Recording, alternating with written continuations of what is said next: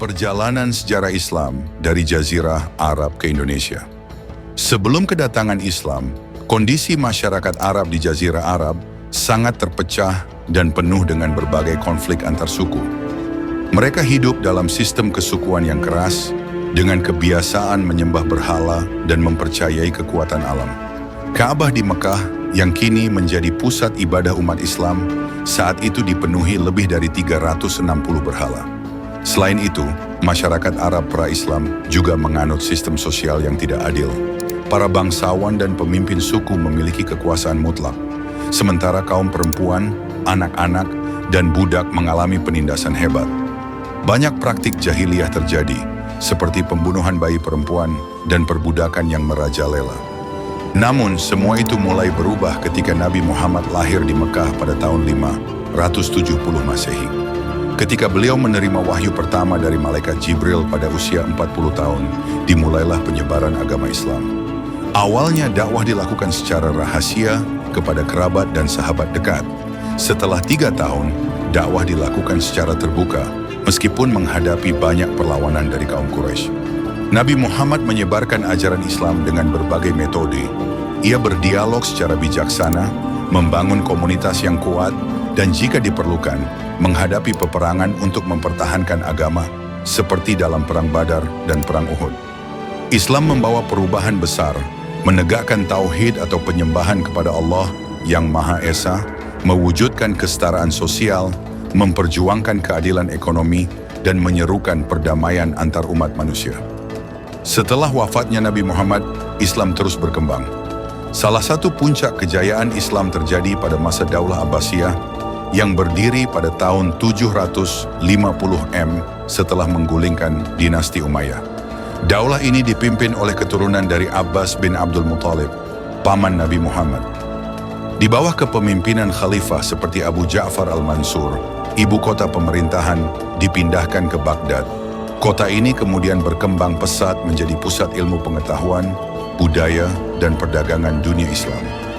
Puncak kejayaan Abbasiyah terjadi pada abad ke-8 hingga ke-9, di mana berdirilah Bait al-Hikmah atau Rumah Kebijaksanaan, tempat ilmuwan dari berbagai bangsa menerjemahkan dan mengembangkan ilmu pengetahuan. Tokoh-tokoh besar seperti Al-Khwarizmi, pelopor ilmu Al-Jabar, Ar-Razi, ilmuwan medis, dan Ibn Sina atau Avicenna turut membangun peradaban yang luar biasa. Selain itu, Daulah Abbasiyah juga terkenal karena sikap toleransi terhadap berbagai agama dan budaya, serta kemajuan dalam arsitektur, seni, dan ekonomi.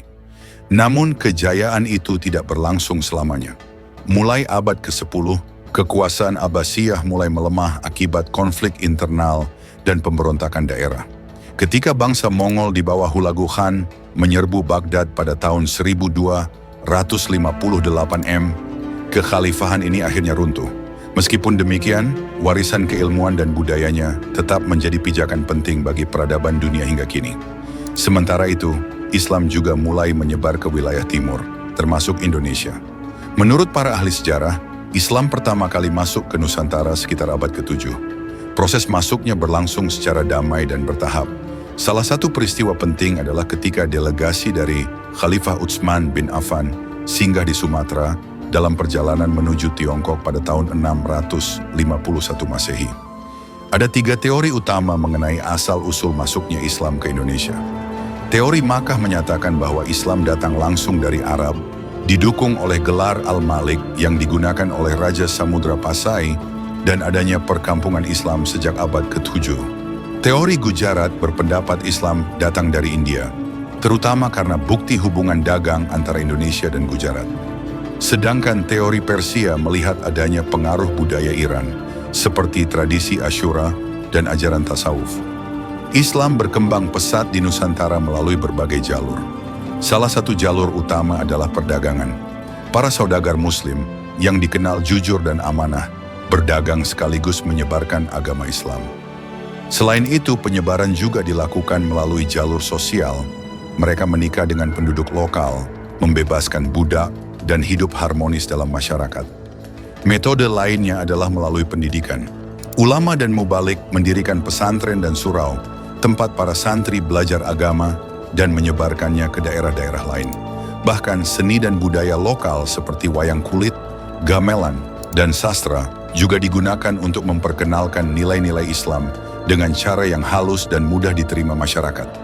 Beberapa tokoh penting dalam penyebaran Islam di Indonesia, antara lain Sunan Gunung Jati di Banten, Raden Rahmat di Palembang dan Ampel, Datuk Ribandang di Makassar, serta Syekh Mansur dan Maulana Hussein di Maluku.